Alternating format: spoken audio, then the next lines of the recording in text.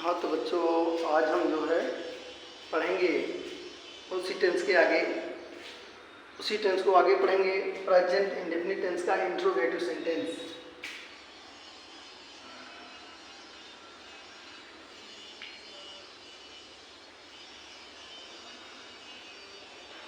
Present indefinite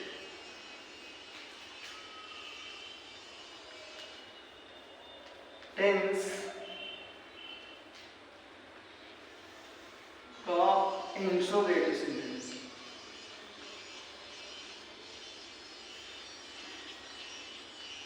interrogative sentence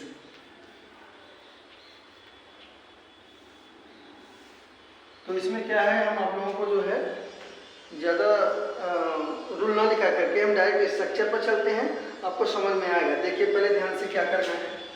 यहाँ पहले हम लिखेंगे यस या नोट है, यस या नोट है।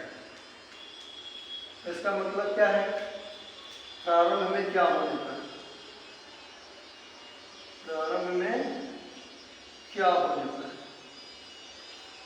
क्या होने पर। देखिए सबसे पहले स्ट्रक्चर लिखा जाएगा। इसका क्या हो जाएगा स्ट्रक्चर, स्ट्रक्चर क्या हो जाएगा,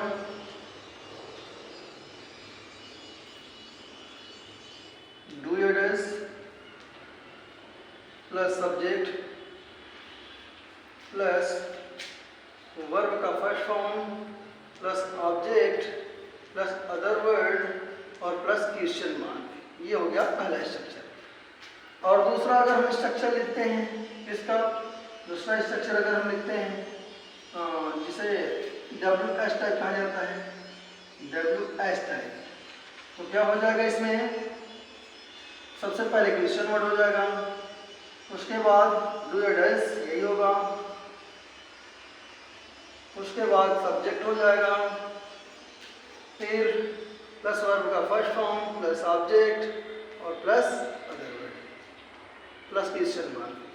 हाँ एक चीज़ और देखिए, इसमें तीसरा स्ट्रक्चर क्या हो जाएगा, तीसरा स्ट्रक्चर कौन ही करता होने पर, कौन ही करता होने पर, करता होने पर, ये कौन ही करता होने पर स्ट्रक्चर जो होगा ऐसे होगा। देखिए ध्यान से, पहले हु हो जाएगा प्लस वर्ब का फर्स्ट फॉर्म हो जाएगा प्लस एस या ES हो जाएगा प्लस ऑब्जेक्ट हो जाएगा और प्लस अदर वर्ड हो जाएगा प्लस क्वेश्चन मार्क।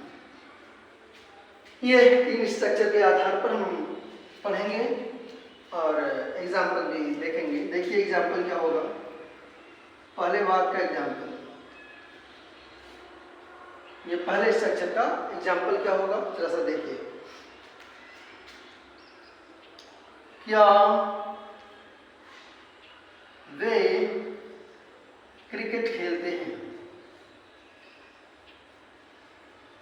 क्या वे क्रिकेट खेलते हैं, क्या वे क्रिकेट खेलते हैं, क्वेश्चन मार्क हो जाएगा। अब सबसे पहले क्या है, तो सबसे पहले क्या होने पर, यहाँ लिखा गया प्रारंभ में क्या होने पर, सबसे पहले डू एडस, तो वे के साथ किसका प्रयोग होता है, डू का, तो सबसे पहले लिखेंगे डू। उसके बाद क्या है सब्जेक्ट यानी दे।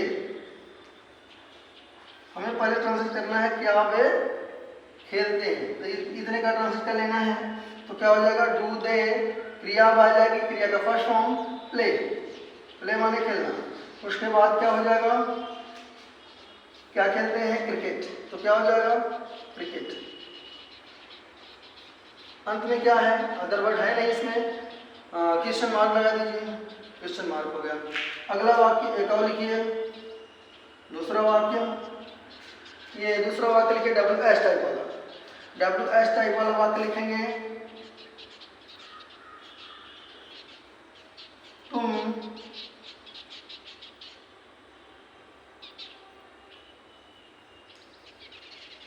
कहाँ रहते हो, तुम कहाँ रहते हो, क्वेश्चन मार्क।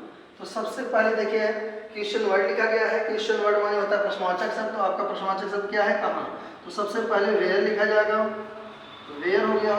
उसके बाद क्या लिखा जाएगा, डू एडस, तो तुम यू के साथ डू का प्रयोग होता है, डू यू। उसके बाद क्या हो जाएगा, क्रिया आ जाएगी ये। उसके बाद क्या है, क्रिया है, क्रिया की फर्स्ट फॉर्म लीव। लीव माने क्या होता है, रहना। लीव माने रहना। इसके आगे भी एग्जाम्पल देखेंगे हम। अभी आपको बताया जा रहा है, जैसे देखिए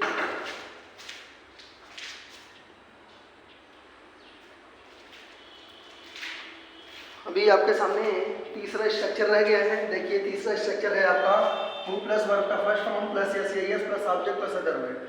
तो इसका तीसरे का हम एग्जांपल लेकर चलेंगे। देखिए तीसरा एग्जांपल क्या हो जाएगा, मुझे कौन पढ़ाता है, मुझे कौन पढ़ाता है, कौन पढ़ाता है, क्वेश्चन मार्क। क्या हो जाएगा, हु टीच,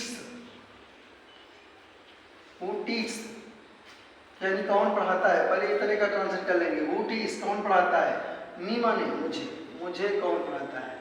तो अगर आपका सब्जेक्ट हु है तो किसी भी सहायक क्रिया का प्रयोग नहीं होता है, अगर सिर्फ इंट्रोगेटिव होता है तब। हाँ, अगर इंट्रोगेटिव के साथ साथ नेगेटिव होगा तो सहायक क्रिया का प्रयोग हो जाएगा और वर्ब की फर्स्ट फॉर्म हो जाएगी। जैसा देखिए चौथा वाक्य, मुझे कौन नहीं जानता, मुझे कौन नहीं जानता है, मुझे कौन नहीं जानता है। तो क्या हो जाएगा, तो हो जाएगा कौन नहीं जानता है। पहले इतने का ट्रांसलेट कर लीजिए, तो क्या हो जाएगा, who does not, who does not know यानी कौन नहीं जानता है। इतने का ट्रांसलेट हो गया। बचा क्या, मुझे, तो हो जाएगा मी, मी माने मुझे, और अंत में प्रश्नवाचक चिन्ह हो जाएगा। देखिए आगे देखिए एक वाक्य और आपको हम बताते हैं, हालांकि स्ट्रक्चर उसका नहीं लिखा गया है लेकिन बात बता दे रहे हैं। मोहन कौन सी पुस्तक पढ़ता है, मोहन कौन सी पुस्तक पढ़ता है। तो सबसे पहले ये ध्यान दीजिए कौन सी लिखा गया है, तो यहाँ पर चार वर्ड अगर हों तो उनके साथ नाउन्स भी आते हैं। जैसे आपका है हाउ मच, हाउ मेनी, विच और व्हिच, तो इनसे संबंधित नाउन्स भी आते हैं। तो ध्यान दीजिए कौन सी पुस्तक इतना साथ में रहेगा, तो क्या हो जाएगा इसका translate, which book, which book. उसके बाद सहायक क्रिया हो जाएगी डू या डस, तो मोहन के साथ डस का प्रयोग होगा, तो डस हो गया, मोहन, मोहन हो गया। उसके बाद पढ़ना की अंग्रेजी क्या हो जाएगी, रीड, अंत में प्रश्नवाचक चिन्ह हो जाएगा। तो इस तरीके से आपका हो जाएगा मोहन कौन सी पुस्तक पढ़ता है, तो which book does Mohan read हो जाएगा। सबसे पहले क्या करेंगे, कौन सी पुस्तक लिखा जाएगा यानी विच बुक। उसके बाद क्या होगा, सहायक क्रिया होगी, मोहन के साथ डज का प्रयोग होगा। उसके बाद सब्जेक्ट आ जाएगा, उसके बाद क्रिया आ जाएगी। इस तरीके से ये इंट्रोगेटिव आपका समाप्त होता है। और ऐसे ही आप अपनी मर्जी से इन स्ट्रक्चर को जान करके अपनी मर्जी से ट्रांसलेट कर सकते हैं। और अगर आप मतलब इसके आगे हमारे साथ बने रहना चाहते हैं तो हमारे चैनल को सब्सक्राइब कीजिए, लाइक कीजिए, कमेंट कीजिए। धन्यवाद।